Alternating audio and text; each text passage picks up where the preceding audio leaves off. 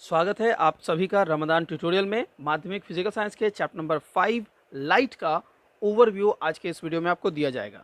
इस चैप्टर में क्या क्या चीज़ें मौजूद हैं, ये सारी बातें एक वीडियो में आज के इस वीडियो में आपको समझा दी जाएंगी। मैं वीडियो बिल्कुल भी लंबा नहीं करूँगा, लेकिन मैं आपको ये सारी चीज़ें बता दूंगा कि इस पूरे चैप्टर में क्या क्या चीज़ें मौजूद हैं। एक कॉमन प्रॉब्लम है, बच्चे कहते हैं मैंने पूरा चैप्टर पढ़ा है लेकिन सर इतना बड़ा चैप्टर है कि मैं भूल जा रहा हूँ चीज़ें। आपकी ये जो भूलने की प्रॉब्लम है, आज की इस वीडियो के बाद मैं कोशिश करूँगा वो प्रॉब्लम बिल्कुल ख़त्म कर दूँ। अगर सच में चाहते हैं कि ऐसा हो, तो इसके लिए आपको इस पूरे वीडियो को देखना पड़ेगा। इससे पहले कि मैं वीडियो डिस्कशन स्टार्ट करूँ, एक चीज़ आप लोगों से कहना चाहूँगा, ऊपर का आई बटन और नीचे डिस्क्रिप्शन बॉक्स को ज़रूर चेक करें। ऊपर के आई बटन पर मैं आप लोगों को वीडियो सर्च करने में अगर कोई दिक्कत हो रही है कि कौन सा वीडियो कहाँ है, खोज के नहीं मिल रहा है, ऊपर के आई बटन पे मैंने एक डेडिकेटेड वीडियो डाला है, जिससे आपको ये सब कुछ प्रॉब्लम खत्म हो जाएगी। साथ ही साथ अगर मुझे कुछ अपडेट देना है जो इस चैप्टर से रिलेटेड है, वो आपको नीचे डिस्क्रिप्शन बॉक्स में मिलेगी। तो प्लीज़ ऊपर के आई बटन और नीचे डिस्क्रिप्शन बॉक्स को ज़रूर चेक करें। इसके अलावा कमेंट का सेक्शन भी आप चेक कर सकते हैं, लेकिन कमेंट्स का रिस्पॉन्स सबसे कम आता है, इसलिए रिकमेंडेड होगा कि ऊपर के आई बटन नीचे डिस्क्रिप्शन बॉक्स को जरूर चेक करें। तो चलिए आज का वीडियो डिस्कशन स्टार्ट करते हैं।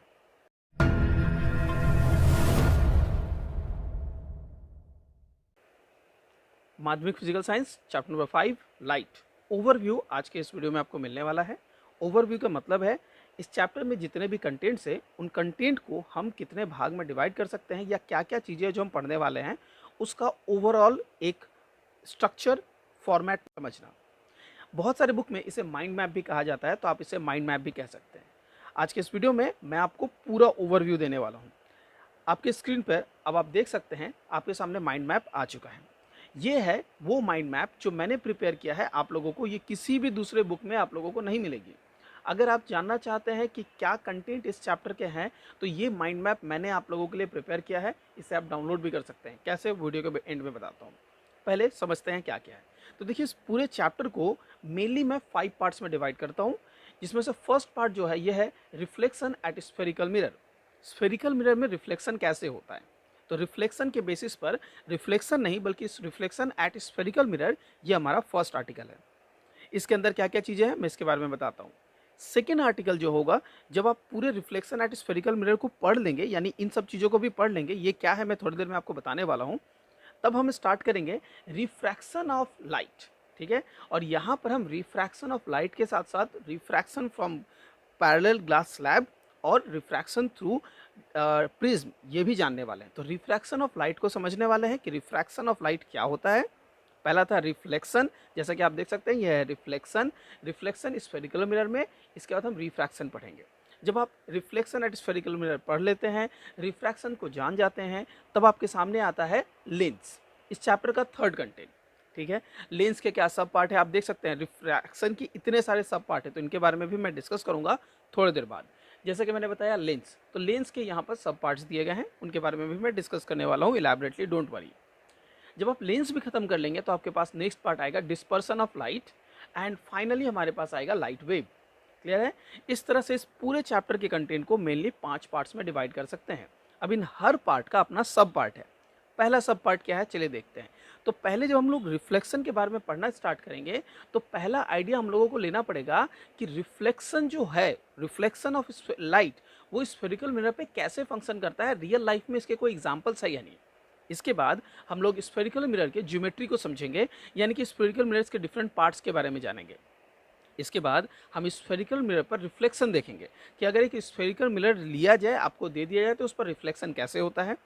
इसके बाद होगा एक स्फेरिकल मिरर के डिफरेंट पार्ट्स में ये 2 पार्ट है जो बहुत इंपॉर्टेंट है, फोकस और फोकल लेंथ, इसको हम लोग डिस्कवर करेंगे।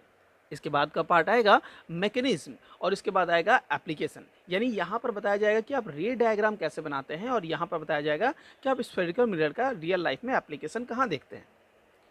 इतनी सारी पार्ट्स हम लोग पढ़ने वाले हैं रिफ्लेक्शन एट स्फेरिकल मिरर पर। एक एक करके इन सारे पार्ट्स पर वीडियो है। इसके बाद हम स्टार्ट करेंगे रिफ्रैक्शन ऑफ लाइट पर। रिफ्रैक्शन ऑफ लाइट जब हम स्टार्ट करेंगे, तो रिफ्रैक्शन ऑफ लाइट पर हम पहला आर्टिकल जो पढ़ेंगे वो होगा रिफ्रैक्शन ऑफ लाइट का इंट्रोडक्शन। क्योंकि रिफ्रैक्शन ऑफ लाइट के बारे में आप लोगों को ज़्यादा आइडिया नहीं है, तो इसे बिल्कुल इंट्रोडक्टरी लेवल से स्टार्ट किया जाएगा। पहले आपको इंट्रोडक्शन दी जाएगी, उसके बाद लॉज दी जाएगी। आपके मन में एक सवाल आ सकता है, इस तरह की चीज़ें रिफ्लेक्शन में क्यों नहीं दी गई? तो रिफ्लेक्शन में इस तरह की चीज़ें हम लोगों ने ऑलरेडी पढ़ रखी है, इसीलिए इसे दोबारा नहीं दिया जा रहा है।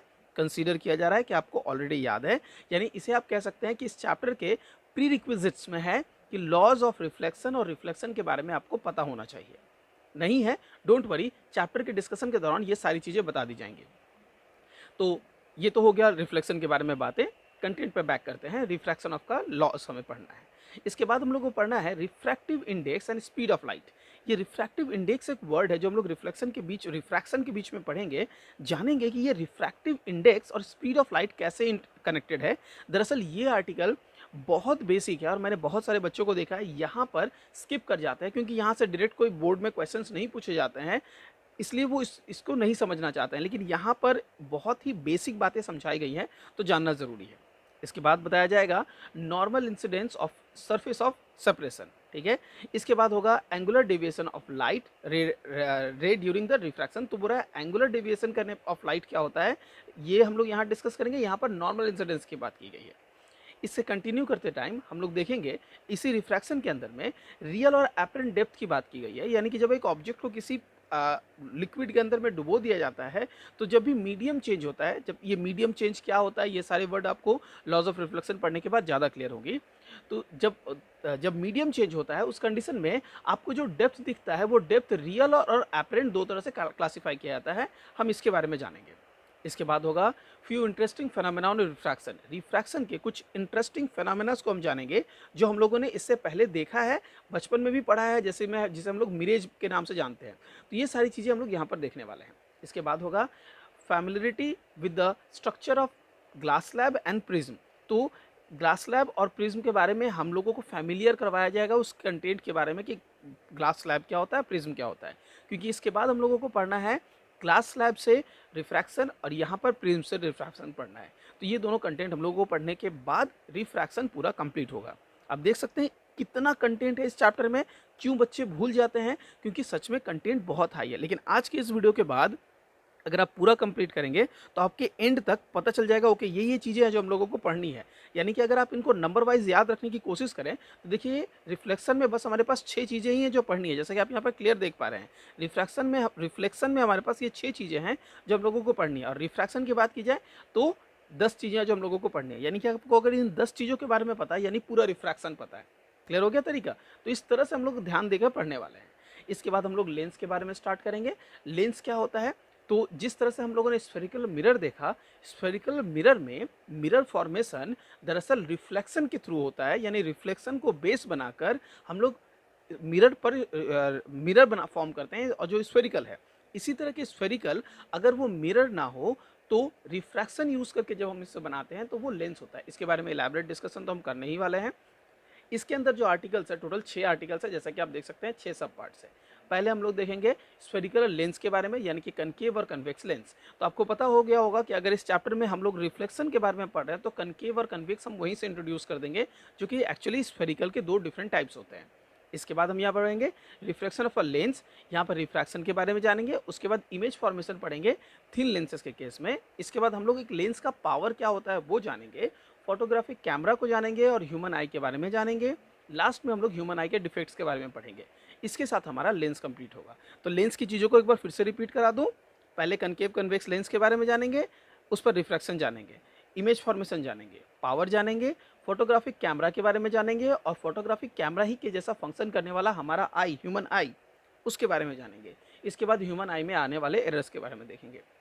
इसके बाद हमारा आर्टिकल होगा डिस्पर्सन ऑफ लाइट। यहाँ तक कह सकते हैं कि इस चैप्टर को अगर आपने कंप्लीट कर लिया है तो इस चैप्टर के मेजर कंटेंट को आपने कंप्लीट कर लिया है। बस अब ये जो बुक में पेजेस होते हैं ये बहुत कम पेजेस होते हैं, लेकिन बता दूं ये दोनों ही बहुत इंपॉर्टेंट है। लाइट के बारे में कहा जाता है कि लाइट का जो नेचर है वो डुअल नेचर होता है। लाइट का जो नेचर होता है वो होता है डुअल नेचर। ये आप लोग हायर स्टडीज़ में लाइट के बारे में पढ़ेंगे। डुअल नेचर में एक नेचर होता है पार्टिकल नेचर और दूसरे नेचर को हम लोग कहते हैं वेव नेचर। ओके। तो ये जो वेव नेचर है, इस वेव नेचर के बारे में हम लोग एक्चुअली हायर स्टडीज़ में जाके बहुत इलैबोरेटली पढ़ते हैं। हम लोग बचपन से जो लाइट के नेचर के बारे में पढ़ के आए हैं वो पार्टिकल नेचर पढ़ के आए हैं। यहाँ तक सब कुछ पार्टिकल नेचर में डिस्कशन था, लेकिन ये जो डिस्पर्सन ऑफ लाइट है और जो लाइट वेव है, एक्चुअली लाइट वेव में जाके हम लोग मेनली वेव नेचर के बारे में पढ़ने वाले हैं, इसलिए बहुत इंपॉर्टेंट होगा इसे जानना। तो चलिए डिस्पर्सन ऑफ लाइट के बारे में बताता हूँ।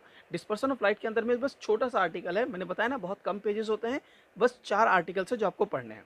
पहला पढ़ना है डिस्पर्सन ऑफ व्हाइट लाइट और result of a refraction through a glass slab and a prism. यानी कि एक प्रिज्म या ग्लास स्लैब से जो रिफ्रैक्शन होता है उसके बाद जो फाइनल रिजल्ट होता है, जो डिस्पर्स्ड होकर निकलता है, उसके बारे में। इसके बाद एक्सप्लेनेशन ऑफ डिस्पर्सन दिया जाएगा, या यहाँ पर आपने प्रिज्म से और ग्लास स्लैब से डिफ्रैक्शन देखा, डिस्पर्सन देखा, यहाँ पर उसके बेसिस पर डिस्पर्सन को एक्सप्लेन किया जाएगा। इसके बाद मोनोक्रोमैटिक और पॉलीक्रोमैटिक लाइट के बारे में आपको बताया जाएगा और डिफरेंट कलर फॉर्मेशन जो होते हैं उसके बारे में आपको आइडिया दिया जाएगा। इसके बारे में मैं आपको थोड़ा सा भी आइडिया देता हूँ। आपको पता है कि आसमान नीला क्यों दिखाई देता है, राइट? इस तरह के क्वेश्चंस हम लोग जनरली इस वाले पार्ट में पढ़ने वाले हैं। इसके बाद हमारा डिस्पर्सन वाला आर्टिकल भी कंप्लीट हो जाएगा और हमारे इस चैप्टर का आखिरी कंटेंट बचेगा जो है लाइट वेव। तो देखते हैं लाइट वेव में हमारे पास क्या है। लाइट वेव यानी वेव नेचर ऑफ लाइट में हमारे पास बस 3 आर्टिकल्स दिए गए हैं, यानी कि इंट्रोडक्शन दिया गया है। हम लोगों को यहाँ फ्रीक्वेंसी, वेवलेंथ और स्पीड ऑफ वेव के बारे में बताया जाएगा। इसके बाद इलेक्ट्रोमैग्नेटिक वेव, जिसे शॉर्ट में EMW भी कहते हैं, और आगे जाके ये बहुत इंपॉर्टेंट हो जाता है 11-12 फिजिक्स में, ये बहुत इंपॉर्टेंट रोल प्ले करेगा। अगर आप EMW के बारे में जानना चाहते हैं, ये एक डेडिकेटेड चैप्टर बन के आएगा। जैसे लाइट अभी हम पढ़ रहे हैं एक चैप्टर, EMW खुद में एक चैप्टर है। इसके बाद इलेक्ट्रोमैग्नेटिक स्पेक्ट्रम के बारे में पढ़ेंगे, ये भी लगभग खुद एक चैप्टर बन के चला आता है। इस तरह से हम लोग पूरा अपना लाइट का कोर्स कंप्लीट करेंगे। तो चलिए एक बार पूरा ओवरव्यू आपको फिर से देता हूँ। हम लोगों को इस चैप्टर में कितनी चीज़ें पढ़नी है? 5 चीज़ें पढ़नी है, ठीक है? क्या पढ़ना है? रिफ्लेक्शन पढ़ना है, रिफ्लेक्शन। हम लोगों को पढ़ना है रिफ्रैक्शन, तो रिफ्लेक्शन LR, रिफ्लेक्शन पढ़ लिया, रिफ्रैक्शन पढ़ लिया। रिफ्लेक्शन रिफ्रैक्शन के बाद रिफ्रैक्शन के बेसिस पर हम लोग लेंस के बारे में पढ़ेंगे। लेंस के बाद हम लोग पढ़ेंगे डिस्पर्सन के बारे में, और डिस्पर्सन के बाद हम लोग उसके डुअल नेचर में से जो वेव नेचर है उस वेव नेचर के बारे में जानेंगे। तो ये 5 चीज़ें हम लोगों को पढ़नी है। रिफ्लेक्शन में क्या क्या पढ़ेंगे? तो रिफ्लेक्शन में हम लोग रिफ्लेक्शन के डिफरेंट चीज़ों के बारे में पढ़ेंगे। मतलब एक स्फेरिकल मिरर जो होता है उसमें इमेज फॉर्मेशन कैसे होता है, ये फाइनल कंटेंट होगा। उसी तरह से रिफ्रैक्शन जब पढ़ेंगे तो इमेज फॉर्मेशन नहीं बल्कि रिफ्रैक्शन के पूरे बेसिक चीज़ों को पढ़ेंगे। इंट्रोडक्शन से स्टार्ट करके एक प्रिज्म को लेंगे। प्रिज्म आपको पता है कि प्रिज्म देखने में कैसा होता है, तो सामने में एक ट्रायंगल की तरह वो दिखेगा, लेकिन दरअसल इसका शेप जो होता है वो कुछ ऐसा होता है देखने में, ठीक है? तो आई होप कि ये 3 डायमेंशनल शेप है, आपको समझ आ रहा होगा। तो इस तरह का वो कुछ शेप फॉर्म करता है जो कि एक प्रिज्म का है। इसके अलावा ग्लास स्लैब जो कि कुछ इस तरह का होता है, इसमें रिफ्रैक्शन के बारे में जानेंगे। लेंस में हम क्या करेंगे? लेंस के दौरान हम जो स्फेरिकल मिरर पढ़ रहे थे, जो हम लोगों ने रिफ्लेक्शन जिस पे देखा था, अगर उस पर रिफ्रैक्शन होने लगे यानी कि लाइट पास करने लगे तो लेंस फॉर्मेशन होता है, उसके कनकेव कन्वेक्स को देखेंगे। जब हम डिस्पर्सन स्टार्ट करेंगे तो हम लोग डिस्पर्सन में लाइट का डिस्पर्स होना, मतलब जब वो रे ऑफ लाइट यहाँ से गुजर रही है तो उसके गुजरने के बाद क्या होता है, वो अपने कलर्स में स्प्लिट हो जाती है, इसके बारे में पढ़ेंगे डिस्पर्सन में। और वेव नेचर में हम लोग उसके इलेक्ट्रोमैग्नेटिक वेव नेचर के बारे में, वेव नेचर के बेसिक्स में फ्रीक्वेंसी क्या होती है, वेवलेंथ क्या होती है, स्पीड ऑफ अ वेव क्या होती है, ये सब जानेंगे। इसके साथ साथ हमारा पूरा चैप्टर कंप्लीट हो रहा है। आई होप कि मैं आपको अच्छे तरीके से ये पूरा कंटेंट समझा पाया। अगर आपको समझ आ गया है तो बस आपको इस समझी हुई चीज़ों के साथ आगे बढ़ना है, वेट करना है नेक्स्ट वीडियो का, जहां हम डिस्कस करेंगे reflection of light of at a spherical mirror. ठीक है, स्फेरिकल सरफेस पर रिफ्लेक्शन क्या होते हैं। तो इस पूरे कंटेंट को हम लोग एक एक करके पढ़ेंगे। जब ये कंप्लीट होगा तो ऑब्वियस सी बात है हम लोग 5.2.1 से स्टार्ट करेंगे, refraction and so on. I hope idea clear हो गया। मिलता है अगले वीडियो में जहां हम अगला डिस्कशन करेंगे। Thank you so much everyone.